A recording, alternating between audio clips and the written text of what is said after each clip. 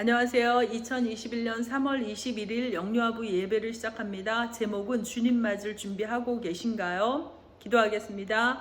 하나님, 오늘 다섯 신부 열처녀에 비유해서 우리 정말 지혜롭고 슬기로운 다섯 신부 되기를 소원합니다.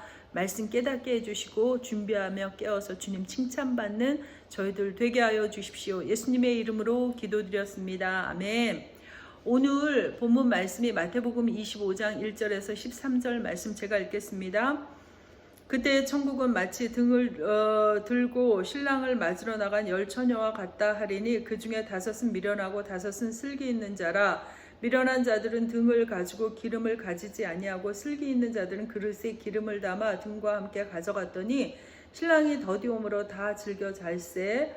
밤중에 소리가 나되 보라 신랑이로다 맞으러 나오라 하며 이에 그 처녀들이 다 일어나서 등을 준비하세. 미련한 자들이 슬기 있는 자들에게 이르되 우리 등불이 꺼져가니 너희 기름을 좀 나눠달라 하거늘 슬기 있는 자들이 대답하여 가로되 우리와 너희 쓰기에 다 부족할까 하노라. 차라리 파는 자들에게 가서 너희 쓸 것을 사라 하니 저희가 사러 간 동안에 신랑이 오므로 예비하였던 자들이 함께 혼인잔치에 들어가고 문은 닫힌지라. 그 후에 남은 자들이 처녀들이 와서 가로되 주여 주여 우리에게 열어주소서. 대답하여 가로되 진실로 너에게 이르노니 내가 너희를 알지 못하노라 하였느니라. 그런즉 깨어있으라. 너희는 그날과 그 시를 알지 못하느니라. 아멘. 아멘. 여러분 한 주 동안 평안하셨습니까? 네. 자녀를 위한 축복 기도문과 암송 잘 하시고 계신가요? 지난주에 암송이 뭐였죠? 데살로니가 전서 5장 16에서 18절인데 우리 이거 다 한번 눈 감고 외워볼까요? 네, 한번 외워볼게요. 자, 항상 기뻐하라, 쉬지 말고 기도하라, 범사에 감사하라. 이것이 그리스도 예수 안에서 너희를 향하신 하나님의 뜻이니라. 아멘. 이거 정말 간단한 말씀인데 다 외우셨으면 100점. 또 이 말씀대로 살려고 애를 쓰셨으면은 200점. 우리 다 같이 높은 점수로 말씀 암송하고 또 말씀대로 살려고 정말 애를 쓰는 저희들 되기를 소원합니다. 아멘. 질문 하나 할게요. 여러분 솔직히 신앙생활 왜 하시죠? 왜 교회에 나오세요? 왜 예수님 믿으세요? 정신적인 안정, 또 세상이 불안하니까 바르게 살아보려고, 또 자녀들 교육 때문에 이 외에도 많은 대답이 나올 수 있습니다. 그렇지만 저에게 만약에 이런 질문을 하신다면 저는 정말 천국 가고 싶어서 예수님 믿습니다. 천국은 예수 그리스도로만 갈 수 있다고 하니까, 근데 예수님 말씀을 더욱더 알아갈수록 천국이 예수님이고 또 천국보다 더 크신 분이 예수님이라는 사실을 알아갑니다. 그래서 지금은 천국에서의 평강함을 맛보는 것도 굉장히 기대되지만 더 우리 주님 뵙기를 진실로 소망합니다. 주님 품에 안겨서 펑펑 울고 그때 나 정말 주님 간절히 구했을 때 왜 아무 대답이 없으셨나요? 이렇게 묻고 싶은 얘기들이 너무나 많고, 이 땅에서 힘들었을 때 주님 때문에 모든 고비를 정말 넘어간 얘기들, 또 이런 많은 얘기들을 나누며 위로받고 웃고 주님과 장난치며 놀고 늘 함께 하기를 너무 사모하며 기다립니다. 아멘. 그 찬송가의 가사 있잖아요. 제가 한번 불러볼게요. 저수정 같은 길에서 면류관 벗어서 주 예수 앞에 바치며 늘 찬송하겠네.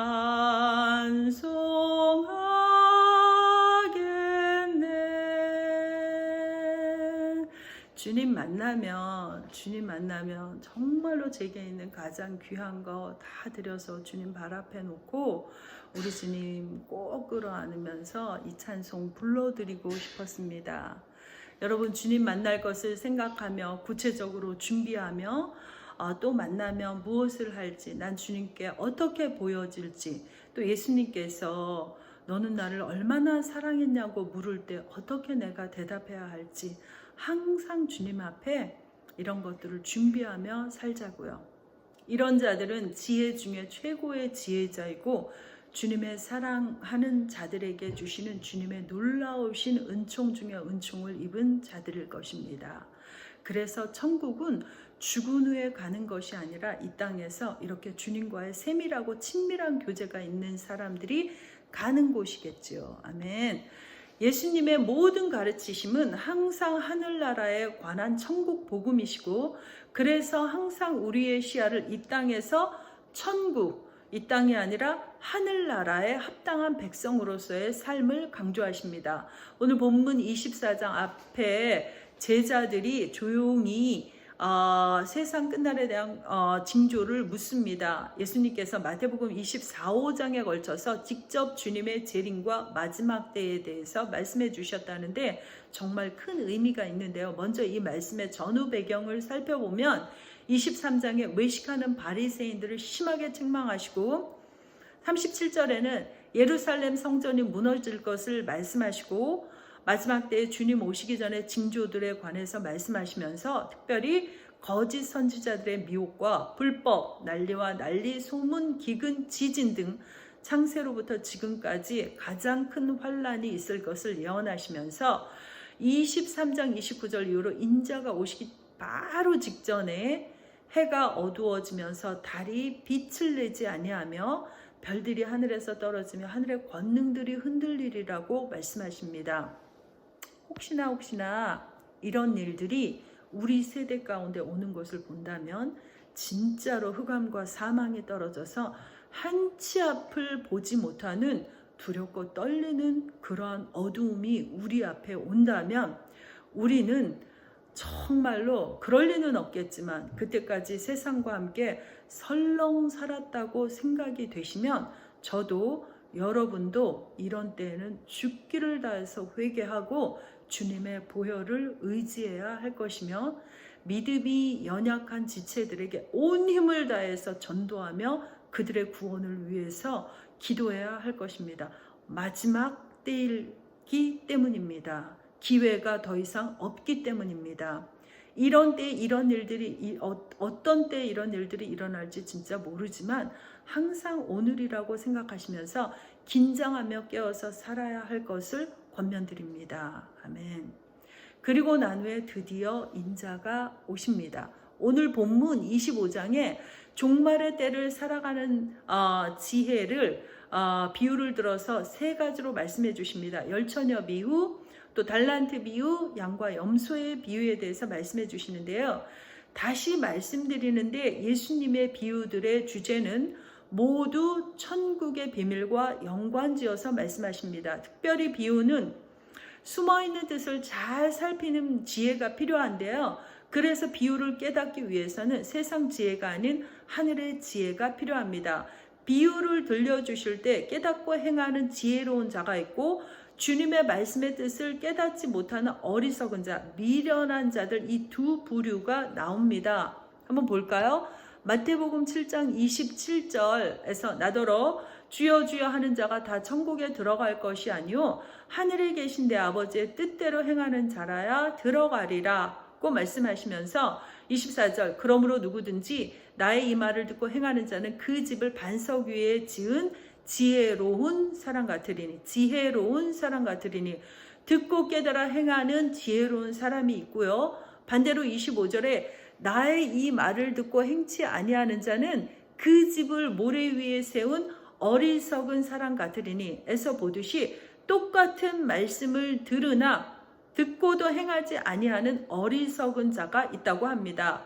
결국 예수님께서 비유를 들어 말씀하시는 것은 성령의 감동이 없이는 깨달을 수 없는 것입니다. 말씀 앞에 겸손한 자, 사모하는 자에게 성령께서 깨닫게 해주시는 은혜를 주실 줄 믿습니다. 아멘. 본문에서 열처녀 비유에서요, 히브리인의 결혼 예식에 대해서 잠깐 살펴보면 세 단계로 결혼 예식이 진행되는데, 첫 번째 단계는 신랑의 아버지가 신부의 아버지에게 결혼 지참금을 지불합니다. 그래서 계약이 성사가 되는데요, 두 번째 단계에서 이렇게 계약이 성사되면 약혼 기간으로 약혼식에서 서약과 결혼 선물을 교환하면서 시작되는데, 약혼 기간 한 1년 정도 지속되는데, 이 기간 동안 신랑은 신부와 함께 살 집을 마련하며 결혼을 준비합니다. 세 번째 단계는 약혼 기간이 끝난 후에 열리는 혼인잔치입니다. 바로 오늘 이 본문에 등장하는 비유가 결혼 예식의 마지막 단계인 혼인잔치인 것입니다. 신랑은 자기 집에서 성대한 잔치를 준비해 놓고 신부를 데리러 신부의 집으로 찾아갑니다.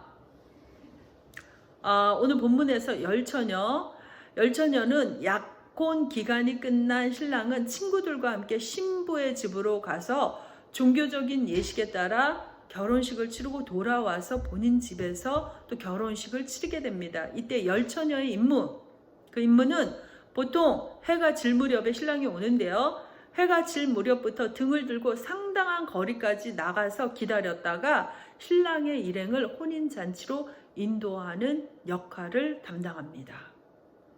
또 열이라는 숫자도 의미가 있는데요, 10은 완전을 상징하는 수로 10계명, 10달란트, 10문화, 10드라크마 등으로, 또 시편 33편에 10줄 비파로 주님을 찬송하리라 등에서 사용되었는데요. 이 숫자 10은 하나의 유대 회당을 구성할 수 있는 최소한의 인원이었고, 여러 교회 집회를 위해 필요한 정족 인원이었다고 합니다. 그리고 유대인의 풍속에 따르면 장례 행렬이나 또 결혼 행렬의 들러리로 반드시 10명의 인원이 필요했다고 하네요. 이런 관점에서 열처녀는 모든 신자들을 가리키는 것입니다. 완전수. 특히 그들은 세상으로부터 구별되어서 예수님의 재림을 기다리는 주님의 신부들을 의미하는 것입니다. 기름에 대해서는 다양한 견해들이 많이 있지만, 보편적인 주장은 성령 충만 또는 성령이라고 해석하는 견해가 가장 일반적입니다. 다섯 처녀는 등만 준비했지만, 슬기로운 다섯 처녀는 그 등에 있는 그 기름 그 그릇이 작았기 때문에 얼마 되지 못해서 그 기름이 다 소진되면 불이 꺼질까봐 슬기로운 다섯 신부는 그 등 말고 나머지 기름을 담는 그릇을 또한 준비해서 나갑니다. 그러나 미련한 다섯 신부는 빨리 오신다는 생각을 했는지 이런 것들을 준비하지 않고 나가다가 그런 일들을 당하는 것입니다.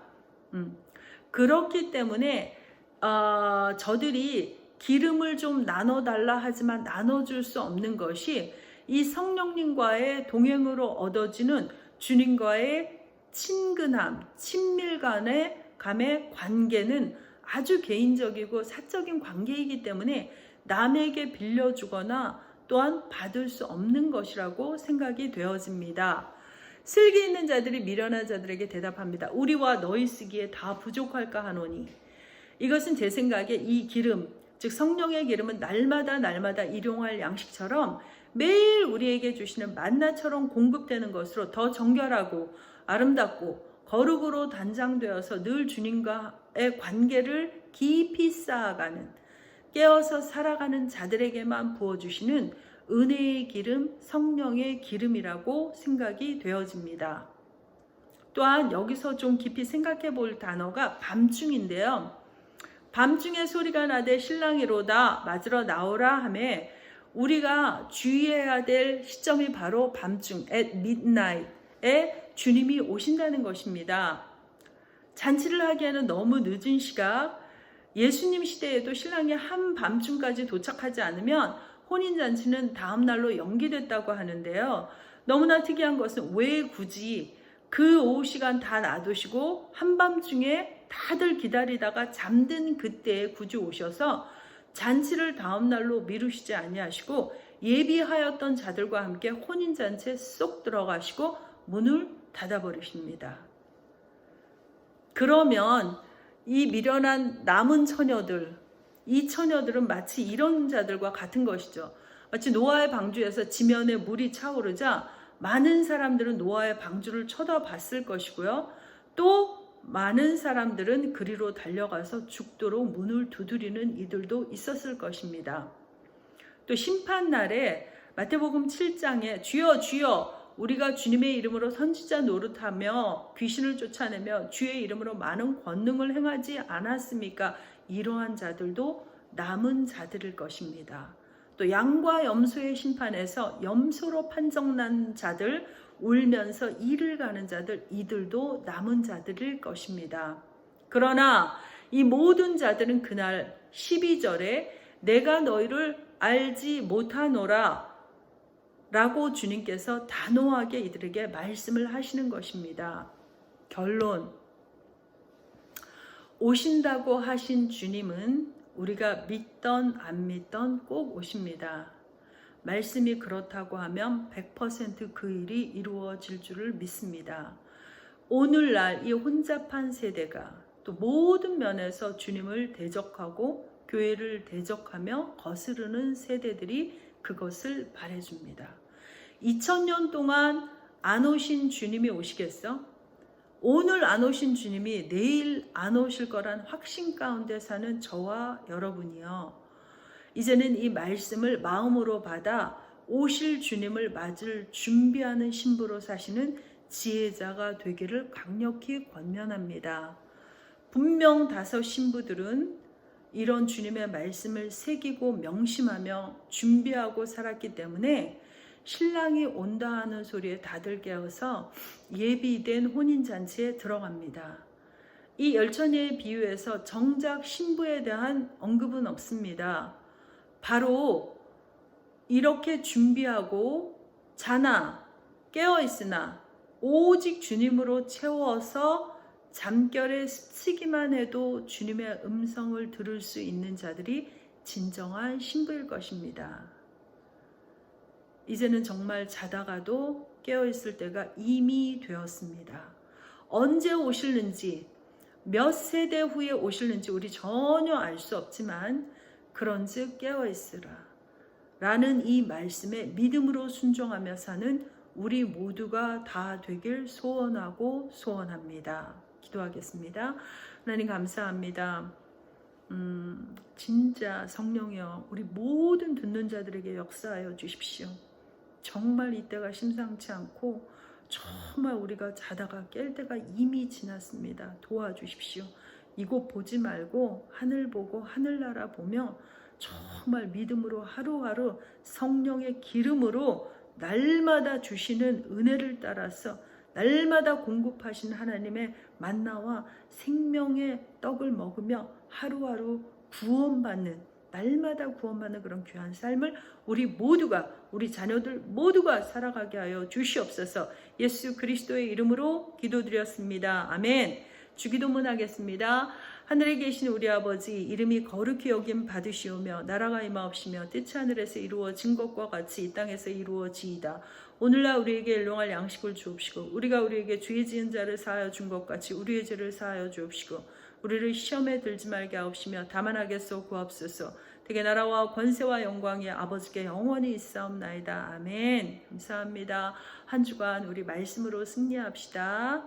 아멘.